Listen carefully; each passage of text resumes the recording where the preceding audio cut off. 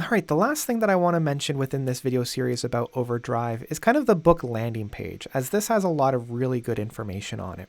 We have very bold, very large, the title, as well as the city.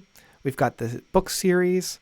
We have who it's by, and then who read the book, so the actual narrator. We've got that it is a hold of mine. We can listen to a sample. We have the description here.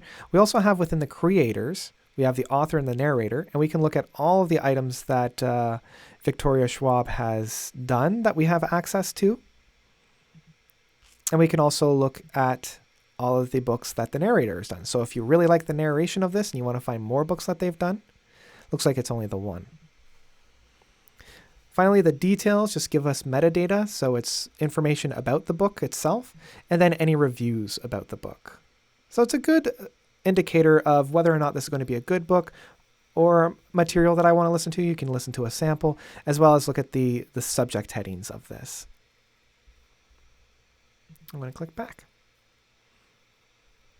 And that's about it for navigating the Overdrive web browser application. If at any point you have any issues or questions, please feel free to ask or give me an email. I'll be happy to chat.